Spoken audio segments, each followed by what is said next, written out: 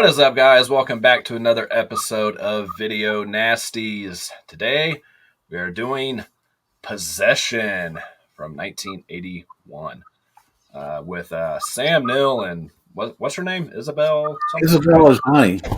Yeah, there you go. Yeah. As always, joined with Retro Horror. If you guys are watching over on his channel, I'm Dan from Reject Films. And this movie is really crazy. So I'm going to let Retro attempt to explain the synopsis of this one. Well, there's a lot of pressure on me on this one because this film open to a live interpretation. But the basic storyline is Sam Neill plays this international spy, and he's married to Isabel Ajani. They've got one son. Isabel Ajani is having an affair, and it's basically tearing both parties apart. The first half of the film really is focused on the divorce, the pending divorce, and the kind of the breakup of the marriage. And you really get from that storyline, to me, you get one of the most visceral, vivid portraits of a divorce that and the disintegration of a relationship, right? That can be I've ever seen committed in film. Now the second half, now we're talking about a sharp left turn into what the fuck category. You've got a whole slew of things going on there, that doppelgangers and monsters and murders, and so we're gonna have to talk about that probably in the midst of a spoiler alert, because you really can't talk about the second half of this film, in my opinion, without saying, hey, it's spoiler time. So that's kind of my opening comments. At least that's the basic storyline. It's a divorce. It's a pending divorce of a relationship that's gone to the shitter, really. Yeah. Yeah, it had my attention and my focus on the first half. I was following it pretty good, and then when it went the other direction, I just, what the hell am I watching? As soon as you saw that kind of creature thing, again, spoilers, like we were talking beforehand, when I saw that creature in like the wall of her place, and I'm just like, what the hell is going on? I did not expect it to. Yeah. I've never seen this movie until now, so. Well, I think, there's a lot of ways to look at this. One is you can look at it on the evidence itself, just the physical evidence of it. There's a monster in the midst, and she's involved with this monster. Or you can take it more as a metaphor of her psychosis. I think you can look at the second half of the film as the complete breakdown of a woman and her total psychosis.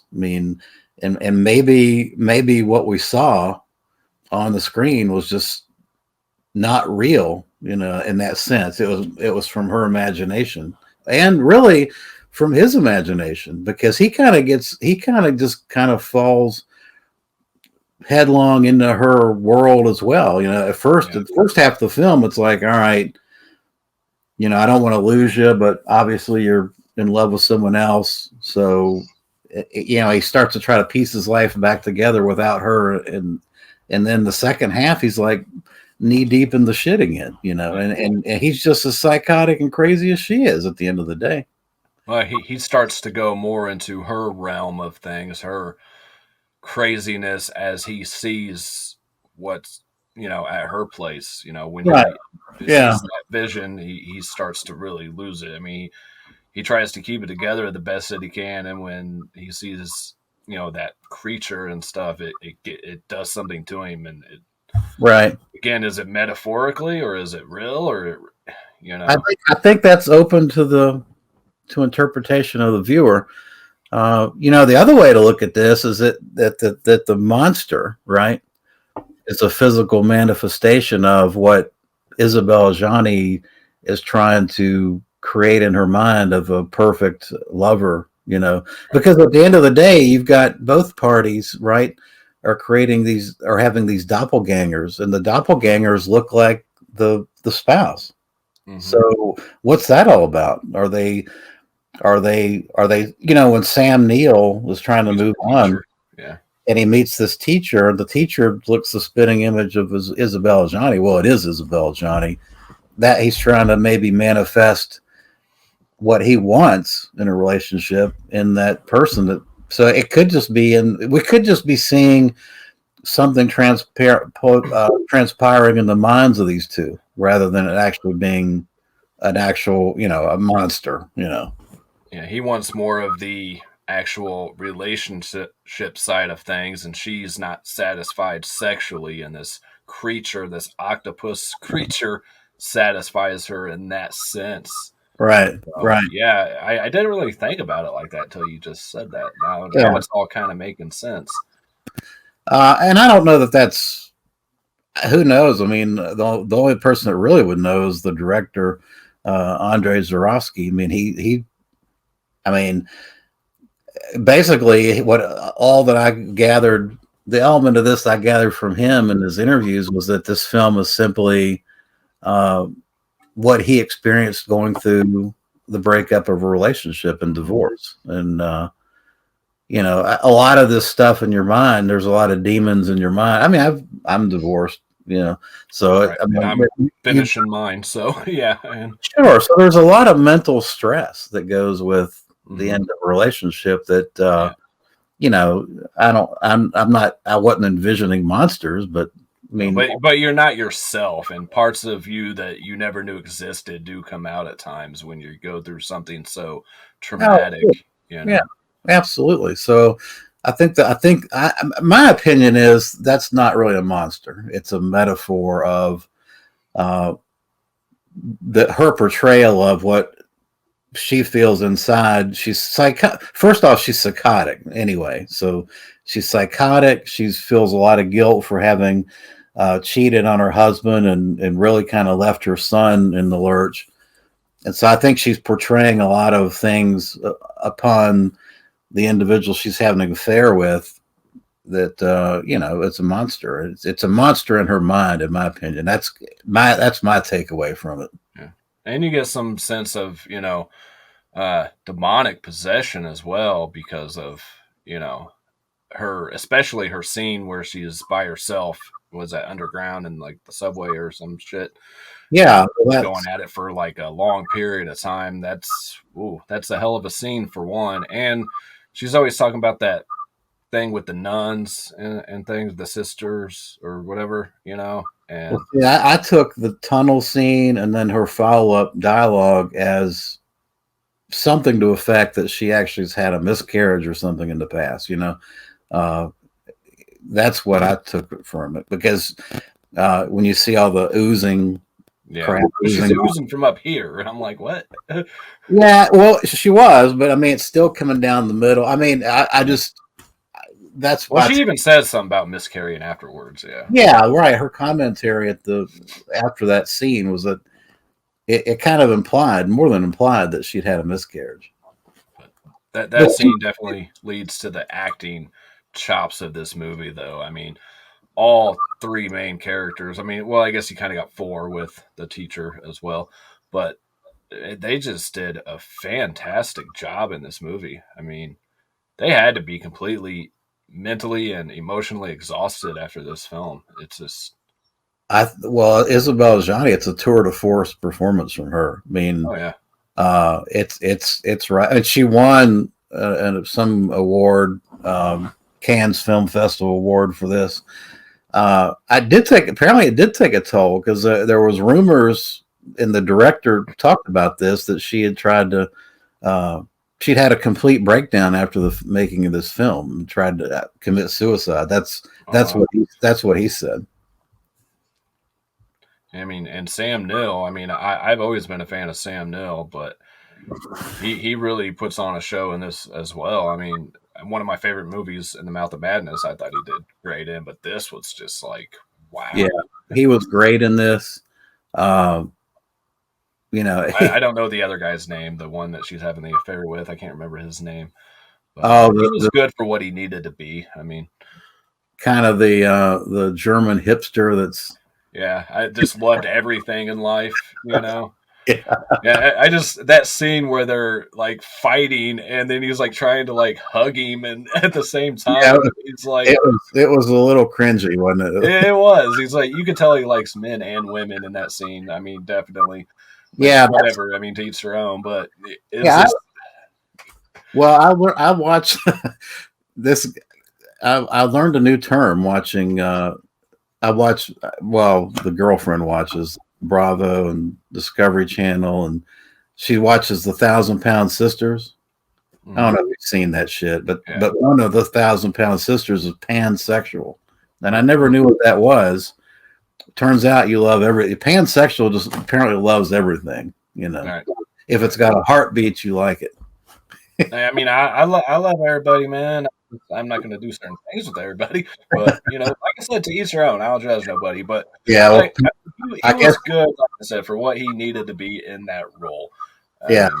And So no issues with his acting either. So apparently he was pansexual, the German dude. Right. Yeah. And then you had a little bit of stuff with his mom too there towards the end, but she didn't play a big role.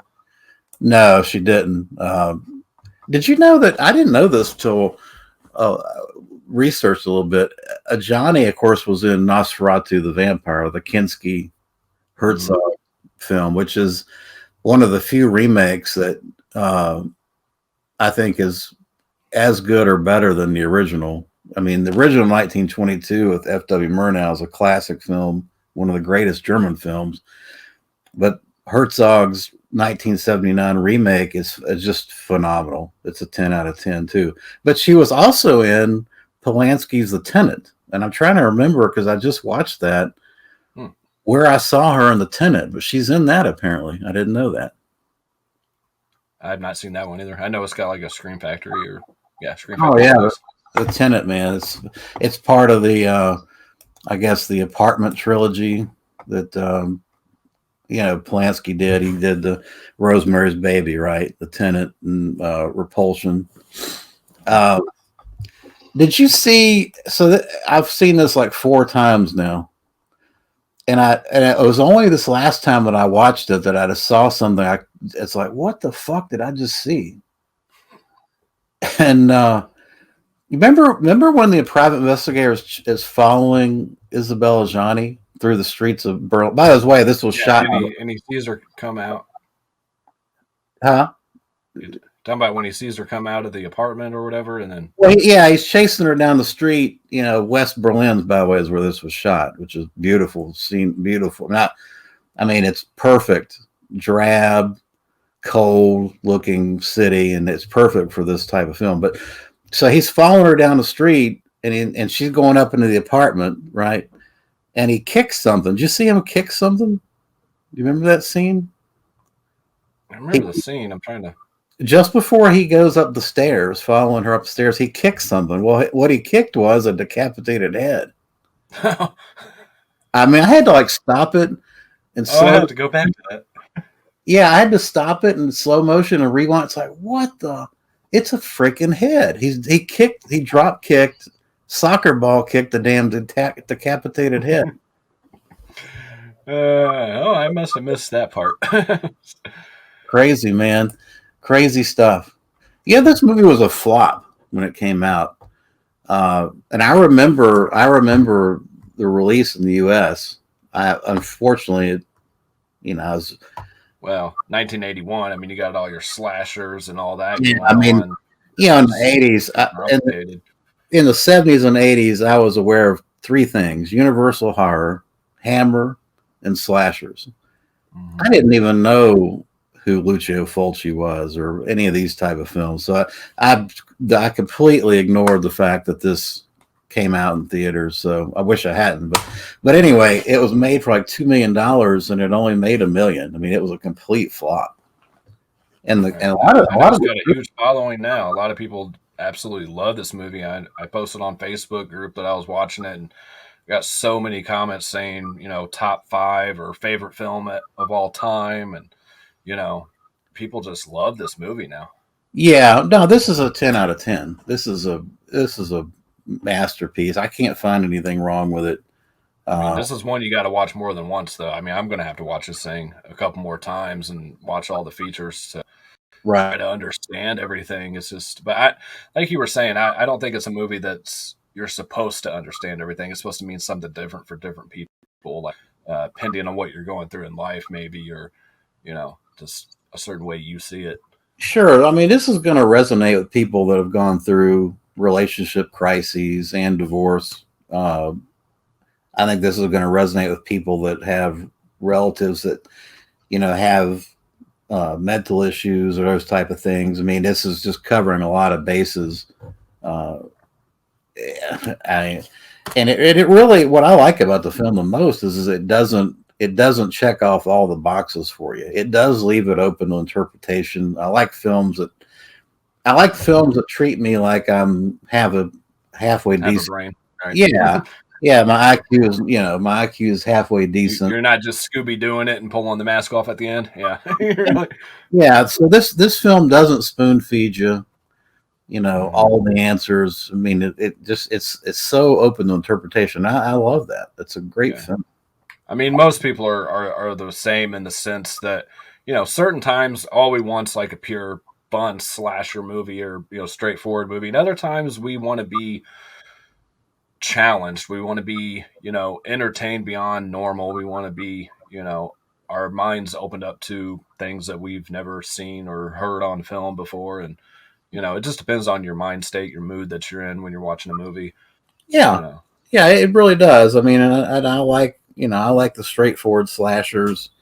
But I like these films too. You have to be in the mood for it. hmm This is something that you don't want to casually watch while you're playing on your computer in the background. I mean, you want to really focus on this baby because yeah, it's you'll miss something if you don't, because there's just a lot of interplay, fascinating interplay between the two main characters. It's yeah. And I'm not going to spoil everything, but there's a quite a few even I'll say normal scenes that catch you off guard too. When they're in the kitchen and then what he does shortly after she does something uh, in the kitchen area. You're just like, what the fuck just yeah, happened? Why did she do that? Why did he do that? And I understand some of it too. Some of this movie is uh, trying to explain that when you're going through certain things in life, like you're so numb to other things, like you inflict pain or something like that, and you don't feel anything because you're just so dead inside. You're just because of other things going on at the time. yeah. It's there's a lot of examples in this film, and I think the kitchen scenes that you talk about are great for the where you've got what's actually happening, what's viscerally happening between two characters on the screen. But what's really happening is what's going on in their mind. I mean, it's those things that are happening between Sam Neill and Isabel Johnny. While what you see is not really what's going on, there's a lot more going on, more in their mind than is on the screen. And I think that's the case. Again, that's my take on the monster, the squid monster. The squid monster is just a manifestation of a lot of the feelings of guilt and even when Sam Neill sees the monster, right? What is he seeing? I think he's seeing really uh, he's seeing the monster as the enemy. This is the guy that violated my wife and destroyed my relationship. He's a monster. I don't, but it's not. It's not a monster in the truest sense of a monster. It's only in the mind. Yeah, and more spoilers going back to what you were saying earlier about it being the version of the people that they wanted at the end of the film. Obviously, she creates another him at the end is what she was working on the whole time. Yeah, So yeah, an exact replica of Sam Neill's character at both the end. parties, right? Both parties try to recreate the perfect mate in their minds, and the perfect mate looks like their spouse, but has other elements that they're really looking for. And don't we try to do that in real life? How many times have you heard about relationships where Right. I tried to change that person and they wouldn't change, and we broke up? I mean, Or that's if I had her looks and her mind and her this, Right. it would be the perfect woman, trying to Frankenstein a woman or Yeah. So those doppelgangers in the end of the film are really a great example of what happens in real life between couples. That I hear it all the time with couples trying. I wish I could change that person. I wish I could put this piece with that piece and form the perfect individual to be married to. I mean, we all do that. well, a lot of people want. I mean, I know we're getting off track a little bit, but a lot of people want that person that they had at the beginning, because people change throughout the years and people want not necessarily to change them, they just want them back the way they were, the way they used to be, before things got dull or before they became obsessed with something else instead of them, and their focus shifted directions, they want that passion back. Right. Yeah, that's true. Yeah, Fascinating, deep film, man. it is. A lot of elements to this film. You could spend a lot of time kind of Yeah. dissecting it. I'll say one more thing. I know we'll wrap this up pretty soon because we don't make these too long. But going back to the first half being the more realistic part, I will say too the scene where he's slapping her around. Not I'm not saying you should slap your wife around, but it seems like there was no, like I was just kind of saying, there was no passion in the relationship, and that was like the first time he actually showed some kind of uh, passion and everything like that, and some kind of real will and everything to keep her like, oh, there's this guy inside that I knew was there, like Yeah. not now there's actually something coming out of him, and of course it's too late at certain points, but Yeah, I think Johnny was a person that needed to perpetually be excited. She's one of those that the mundane elements of a relationship just she couldn't do that part. So being slapped around was exciting. And actually didn't. And he was the same way, right? Because she slaps. Remember when she slaps him? And he's like, do it again, do it again. So he's just as fucked up as she is, really. yeah, yeah, it's and like I said, a lot of people relationships just go that way, in real life you become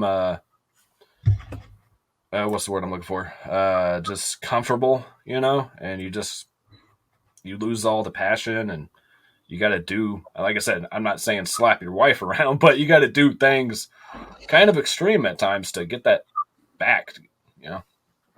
Yeah, I think unfortunately that's we as humans don't seem to like comforts just of normalcy and repetition, but well, at the end of the day, I wouldn't go too far towards that view of this thing because let's face it, there's no doubt. I don't think anybody watching this can say that Isabel Johnny, that character she's portraying, is a psycho. She's whether she's schizophrenic or whatever she is, she's freaking nuts.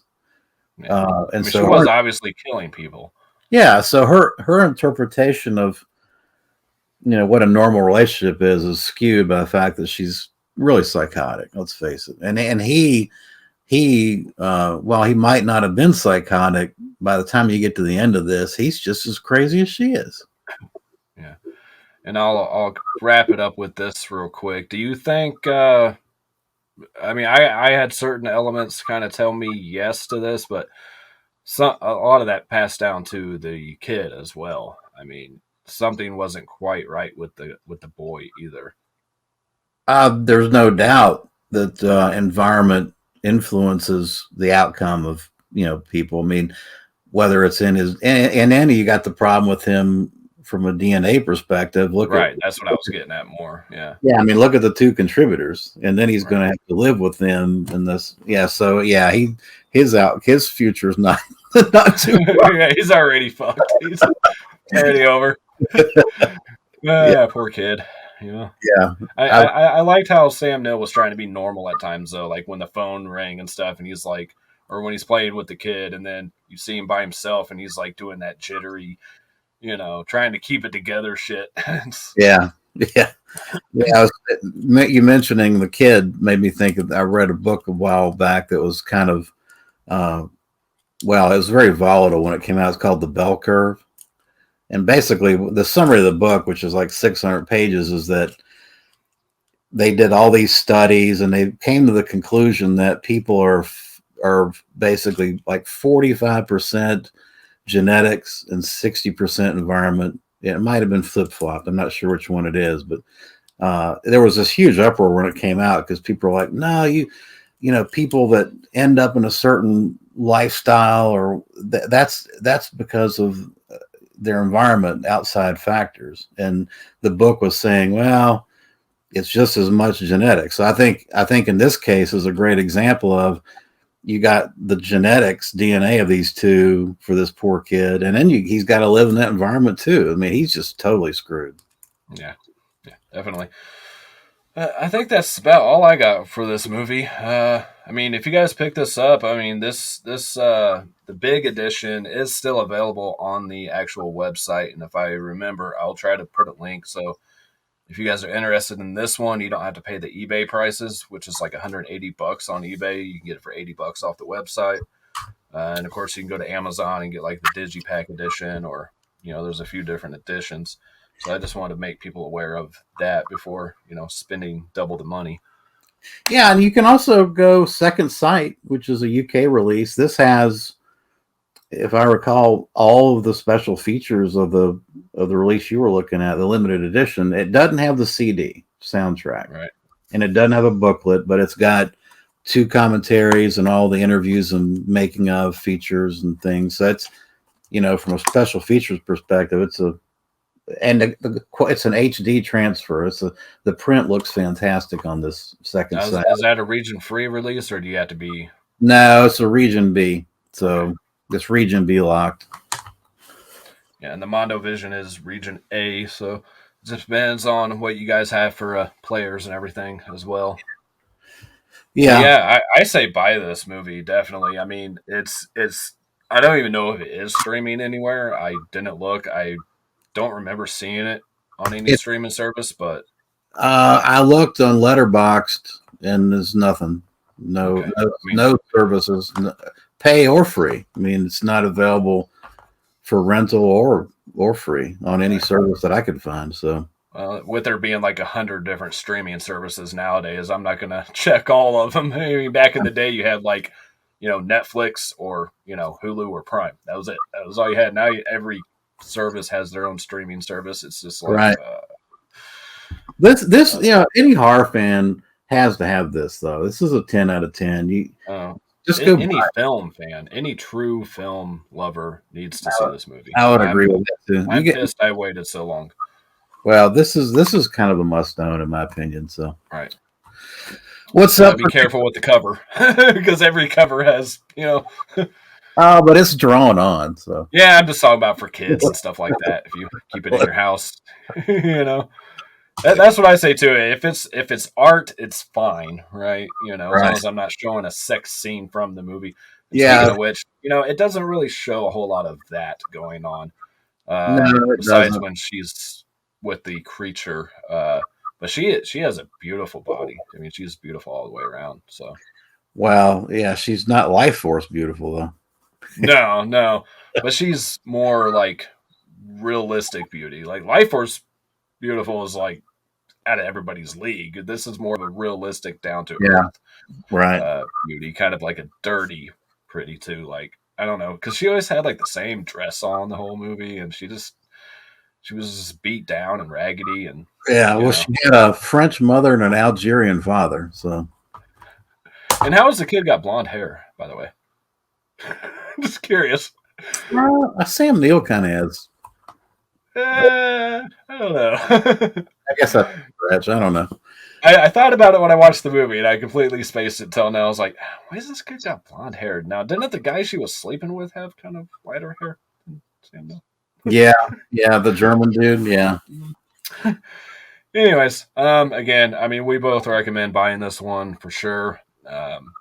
Just make sure you guys are in the right mind state to, really endure a film, because honestly, it took a toll on me too. Like this movie was exhausting for me at times.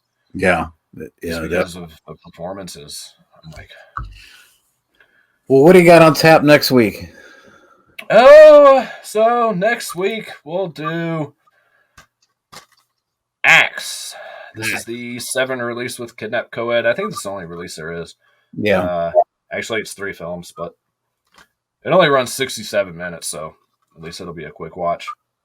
And this is Yeah. from Section 1, right? Yeah, Section 1, and that's a favorite of Axe, a favorite of Stephen Thrower. He's a big fan of that film. Oh, really? Yeah. Yeah. Well, I'm a fan of Stephen Thrower, so. Oh yeah. He's that he's guy is. he's He's fascinating. knowledgeable. Yeah. I was gonna say something else. I don't remember what it was. And nobody's watching at this point, anyways. But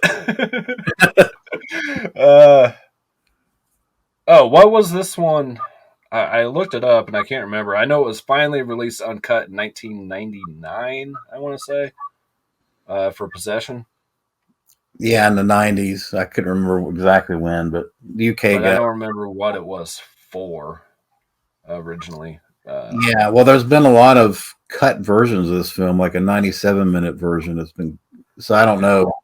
And that's probably part of the reason it failed when it came out, because it was cut theatrically. Yeah. So if you're not watching a 2-hour version of it, you're going to miss a lot of things. I mean, Yeah. Yeah, I don't know the story behind why this got on the Video Nasties list.